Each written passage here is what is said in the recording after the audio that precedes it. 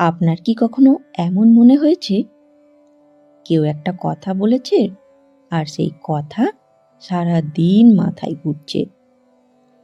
বাইরে আপনি চুপ আছেন, কিন্তু ভেতরে ভেতরে মন অশান্ত। রাতে শুয়ে আছেন, কিন্তু ঘুম আসছে না, কারণ মাথার ভেতরে চিন্তার ঢেউ চলছে। তাহলে একটা প্রশ্ন, শান্তি কি সত্যি এত কঠিন, নাকি আমরা শান্ত থাকার পথ জানি না? আজ মানুষের সবচেয়ে বড় দুঃখ দারিদ্র্য না, সবচেয়ে বড় কষ্ট অসুখও না, সবচেয়ে বড় সমস্যা অশান্ত মন। কারণ মন অশান্ত হলে ভালো বাড়ি থাকলেও সুখ নেই, ভালো খাবার থাকলেও আনন্দ নেই, পরিবার থাকলেও তৃপ্তি নেই। ঠাকুর শ্রী রামকৃষ্ণদেব বলেছিলেন, মনই মানুষের বন্ধন, মনই মানুষের মুক্তি।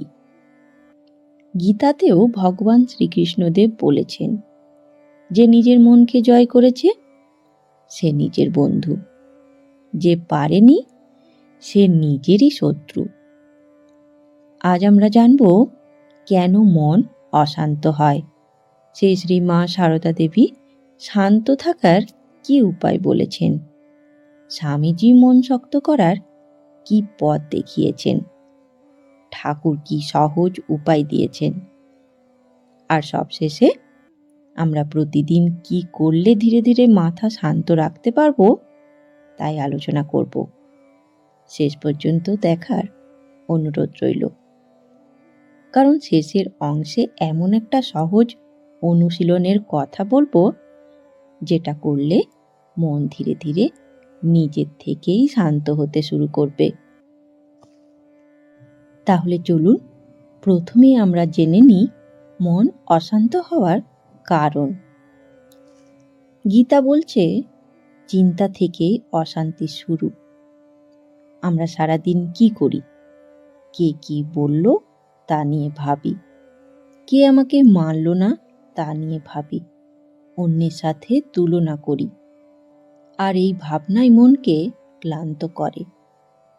স্বামীজি বলেছিলেন, যে বেশি আশা করে সে বেশি কষ্ট পায়, কারণ আশা যত বেশি আঘাত তত বেশি। চলুন একটি উদাহরণের সাহায্যে বোঝার চেষ্টা করি। নৌকা জলে থাকলে সমস্যা নেই, কিন্তু জল যদি নৌকার ভেতরে ঢুকে যায় তাহলে নৌকা ডুবে যায়। ঠিক তেমন সংসারে থাকলে সমস্যা নেই, কিন্তু সংসার যদি মাথার ভেতরে ঢুকে যায় তখন অশান্তি শুরু। এখন একটা প্রশ্ন, শান্ত থাকা কি সত্যি সম্ভব? এর উত্তর হলো হ্যাঁ, সম্ভব। এই বিষয়টা আরো ভালোভাবে বুঝতে মহাভারতের একটি সত্য ঘটনা শুনব। মহাভারতে যুধিষ্ঠিরকে বলা হতো ধর্মরাজ, কারণ তিনি সত্যবাদী এবং শান্ত ছিলেন।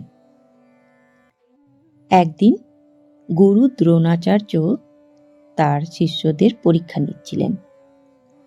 তিনি সবাইকে একটি শিক্ষা দিলেন, কখনো রাগ করবে না। পরের দিন তিনি সবাইকে জিজ্ঞেস করলেন, কে শিক্ষা মনে রেখেছ? সবাই বলল, আমরা মুখস্থ করেছি। শুধু যুধিষ্ঠির বললেন, আমি এখনো শিখছি। দ্রোণাচার্য অবাক হলেন। তিনি বললেন, অন্যরা একদিনে শিখে গেল, তুমি পারলে না? যুধিষ্ঠির মাথা নিচু করে বললেন, গুরুদেব, মুখে বলা সহজ, কিন্তু সত্যিই রাগ না করা, এটা শিখতে সময় লাগে। আমি এখনো চেষ্টা করছি। দ্রোণাচার্য বুঝলেন, এই ছেলে সত্যিই শিক্ষা নিচ্ছে। কারণ শিক্ষা মুখস্থ করা না, জীবনে আনা। পরে আরেকদিন একটি ঘটনা ঘটল। কেউ যুধিষ্ঠিরকে খুব অপমান করেছিল, কঠিন কথা বলেছিল। চারপাশের লোক ভাবল এবার যুধিষ্ঠির রেগে যাবেন, কিন্তু তিনি শান্ত ছিলেন, চুপ ছিলেন। পরে ভাইরা জিজ্ঞেস করল, আপনি কিছু বললেন না কেন? যুধিষ্ঠির বললেন, যদি কেউ আগুন নিয়ে আসে, আমি যদি আগুন ধরি, আমিও পুড়ব, তাই আমি ধরিনি। তিনি বললেন, রাগ অন্যের ভুলের জন্য নিজেকে শাস্তি দেওয়া। এই গল্প আমাদের কি শেখায়? শান্ত থাকা মানে দুর্বল হওয়া না, শান্ত থাকা মানে শক্ত হওয়া। গীতা বলেছে, যে রাগকে জয় করেছে সে জয়ী। যুধিষ্ঠির আমাদের শেখাচ্ছেন, মন শান্ত রাখা একদিনে হয় না, অভ্যেসে হয়, ধীরে ধীরে হয়, কিন্তু হয়। এখন প্রশ্ন, এই পথ শ্রী শ্রী মা সারদা দেবী কিভাবে শিখিয়েছেন? আসুন জানি শ্রী মায়ের শিক্ষা। শ্রী শ্রী মা সারদা দেবী বলেছিলেন, যদি শান্তি চাও, কারো দোষ দেখো না। এটা শুধু কথা না, এটা জীবনের নিয়ম। কারণ আমরা কি করি? সব সময় অন্যের বিচার করি, ও খারাপ, ও ভুল, ও আমাকে মানল না।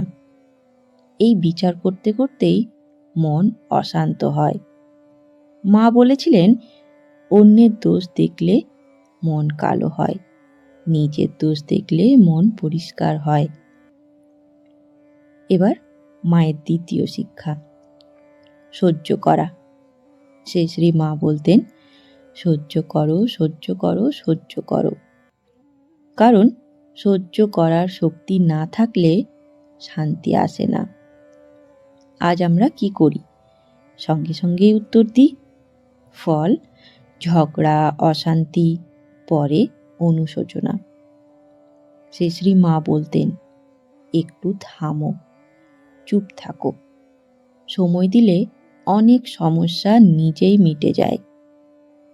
মায়ের তৃতীয় শিক্ষা, কম চাও। যত বেশি চাইবে তত বেশি অশান্তি, কারণ সব পাওয়া যায় না। কিন্তু এখন প্রশ্ন, মনকে শক্ত করব কিভাবে? স্বামীজি এই প্রশ্নের উত্তর খুব স্পষ্টভাবে দিয়েছেন। আসুন জানি স্বামী বিবেকানন্দ মন শক্ত করার পথ কি দেখিয়েছেন। স্বামী বিবেকানন্দ বলেছিলেন, অকাজে বসে থাকলে মনে খারাপ চিন্তা আসে।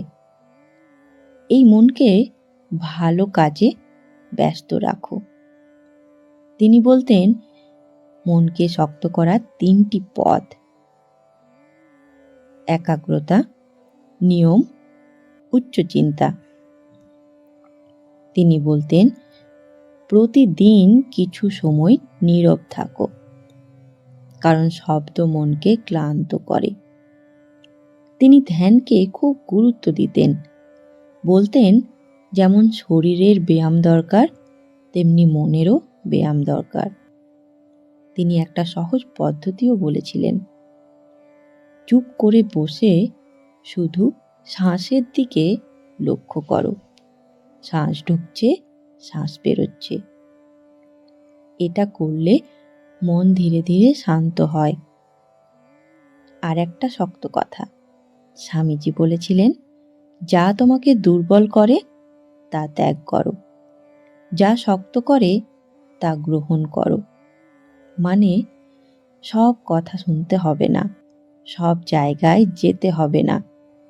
যা মনকে অশান্ত করে সেখান থেকে দূরে থাকাও জ্ঞান। এখন প্রশ্ন, সবচেয়ে সহজ পথ কি? আর এই প্রশ্নের উত্তর ঠাকুর খুব সহজভাবে দেখিয়েছেন। তাহলে আসুন জানি ঠাকুরের সহজ শান্ত থাকার পথ। শ্রী শ্রী ঠাকুর রামকৃষ্ণদেব বলতেন, নাম জপ করো। তিনি বলতেন, মন কখনো খালি থাকে না। ভালো চিন্তা না দিলে খারাপ চিন্তা ঢুকবে, তাই ঈশ্বরের নাম নাও। তিনি বলতেন, যেমন শিশুকে খেলনা দিলে শান্ত থাকে, মনও তেমন নাম দিলে শান্ত হয়। আরেকটি শিক্ষা, তিনি বলতেন, সব কিছু ঈশ্বরের ইচ্ছা ভাবো, মানে হাল ছেড়ে দেওয়া না, মানে অকারণ কষ্ট না নেওয়া। যা হয়েছে তা মেনে নিয়ে পরের কাজ করো। আরেকটি শিক্ষা, তিনি বলতেন, সরল হও, জটিল মন কখনো শান্ত হয় না। চলুন এবার আমরা জানব মাথা শান্ত রাখার গীতার 5টি শিক্ষা কি কি। ভগবত গীতা মন শান্ত রাখার কি শিক্ষা দিয়েছিলেন? কারণ গীতা শুধু ধর্মগ্রন্থ না, এটা মানুষের মনকে শান্ত রাখার পথ দেখায়। ভগবান শ্রীকৃষ্ণ অর্জুনকে যুদ্ধক্ষেত্রে এই শিক্ষা দিয়েছিলেন। অর্জুন তখন ভেঙে পড়েছিলেন, মন অশান্ত ছিল, ভয় ছিল, দুশ্চিন্তা ছিল, ঠিক আমাদেরই মতো। তখন শ্রীকৃষ্ণ তাকে মন শান্ত করার উপায় শেখান। প্রথম শিক্ষা, নিজের কর্তব্য করো, ফলের চিন্তা করো না। গীতায় বলা হয়েছে, তোমার অধিকার শুধু কর্মে, ফলে না। এর মানে কি জানেন? আমরা কাজের আগের থেকেই ফল নিয়ে ভাবি, কি হবে, না হলে কি হবে। এই ভাবনাই অশান্তির কারণ। গীতা বলেছে, কাজ করো, সৎভাবে কাজ করো, ফল ঈশ্বরের উপর ছেড়ে দাও। এটা করলে মন হালকা থাকে। দ্বিতীয় শিক্ষা, সুখে লাফাবে না, দুঃখে ভেঙে পড়বে না। গীতা বলেছে, সুখ দুঃখ আসে আর যায়, স্থায়ী না। যেমন শীত যায়, গরম আসে, তেমনি ভালো সময় আসে, আবার খারাপ সময়ও আসে। তাই শ্রীকৃষ্ণদেব বলেছেন, সহ্য করো, কারণ এটা স্থায়ী না। এই শিক্ষা যদি মনে থাকে, মন অনেক শান্ত থাকে। তৃতীয় শিক্ষা, মনকে নিয়ন্ত্রণ করতে অভ্যেস দরকার।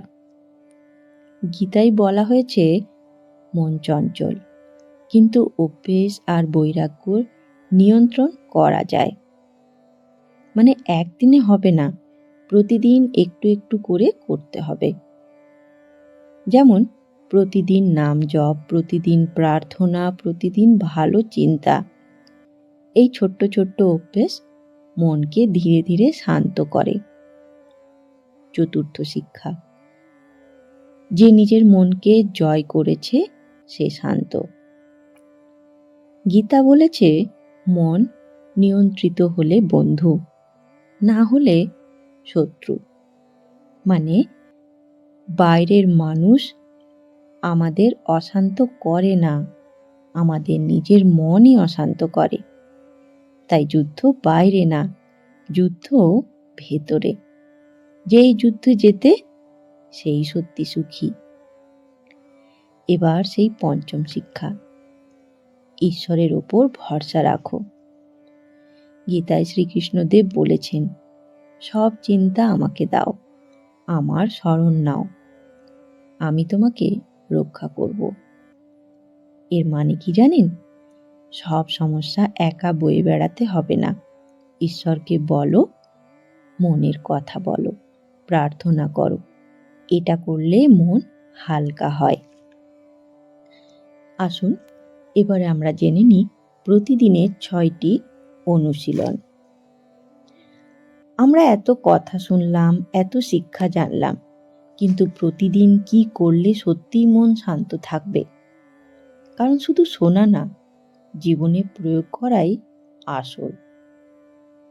ঠাকুর, মা, স্বামীজি ও গীতার শিক্ষা মিলিয়ে আমরা প্রতিদিনের জন্য 6টি সহজ অনুশীলন নিতে পারি। যদি সত্যিই শান্ত থাকতে চান, এই 6টি অভ্যেস ধীরে ধীরে জীবনে আনুন। একদিনে সব হবে না, কিন্তু শুরু করলে পরিবর্তন আসবেই। প্রথম অভ্যেস, সকালটা ঈশ্বরের নাম দিয়ে শুরু করুন। সকালে ঘুম থেকে উঠেই অনেকেই কি করে? আমরা ঘুম থেকে উঠেই মোবাইল দেখি, খবর দেখি, সমস্যার কথা ভাবি।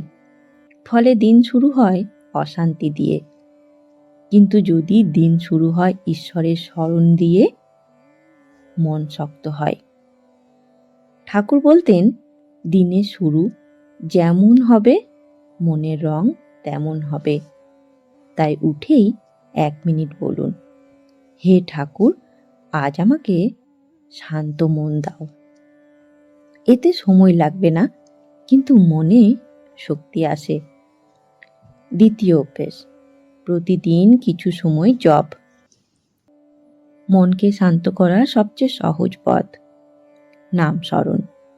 কারণ মন কখনো খালি থাকে না। যদি ভালো চিন্তা না দেন, খারাপ চিন্তা ঢুকবে। তাই প্রতিদিন অন্তত 5 মিনিট ঈশ্বরের নাম নিন।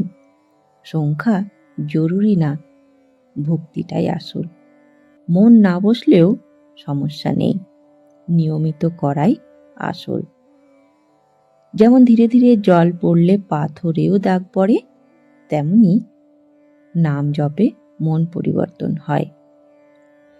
তৃতীয় অভ্যেস, অকারণে তর্ক থেকে দূরে থাকুন। একটা কথা মনে রাখবেন, সব জায়গায় জিততে হবে না, সব কথার উত্তর দিতে হবে না। অনেক সময় চুপ থাকাও জ্ঞান। শ্রীমা বলতেন, যেখানে তর্ক বাড়ে সেখানে শান্তি কমে। চতুর্থ অভ্যেস, রাতে কৃতজ্ঞতা ভাবনা। রাতে ঘুমানোর আগে একটা অভ্যেস করুন। আজ কি খারাপ হয়েছে সেটা না ভেবে আজ কি ভালো হয়েছে সেটা ভাবুন। হয়তো আজ শরীর ভালো ছিল, আজ কারোর সাথে ভালো কথা হয়েছে, আজ খাবার পেয়েছেন। এগুলো ছোট্ট মনে হলেও এগুলোই আশীর্বাদ। গীতায় শেখায়, যে সন্তুষ্ট থাকতে শেখে সে শান্ত থাকে। এই অভ্যেস মনকে ইতিবাচক করে। পঞ্চম অভ্যেস, তুলনা বন্ধ করুন। অশান্তি বড় কারণ তুলনা। ও কি পেল, আমি কি পেলাম না? ও কোথায় গেল, আমি পারলাম না। এই ভাবনা আগুনের মতো। স্বামীজি বলেছিলেন, নিজের পথ নিজে চলতে হয়। অন্যের জীবন দেখে নিজের মন ভাঙবেন না। কারণ আপনি অন্যের গল্প জানেন না, তাই নিজের জীবনকে সম্মান করুন। এবার ষষ্ঠ অভ্যেস, মনে রাখুন এই সময়টাও কেটে যাবে। এটা একটা খুব বড় সত্য। যখন কষ্ট আসে মনে হয় এটাই সব, কিন্তু একটু পিছিয়ে তাকান, আগেও কষ্ট এসেছিল, কেটে গেছে। ভালো সময়ও এসেছিল, সেটাও কেটে গেছে। গীতায় বলেছে পরিবর্তনই নিয়ম। তাই মনে রাখুন এই সময়ও স্থায়ী নয়। এই কথাটা মনে রাখলে মন শক্ত থাকে, ধৈর্য আসে, আশা থাকে। বন্ধুগণ, আজকের ভিডিও থেকে আমরা কি শিখলাম?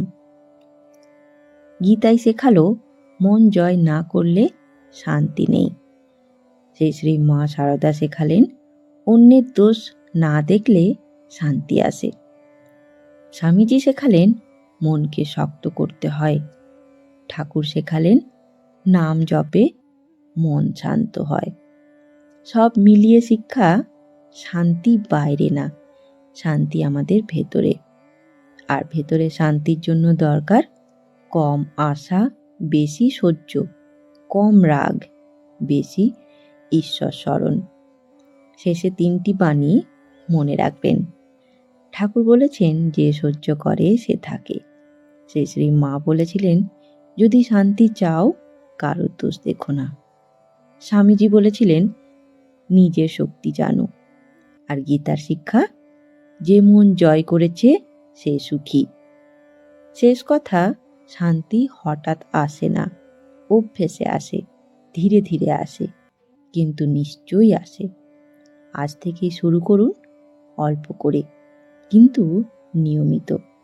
দেখবেন মাথা নিজেই শান্ত হতে শুরু করবে। ধন্যবাদ। ভালো থাকবেন। জয় ঠাকুর, জয় মা, জয় স্বামীজি।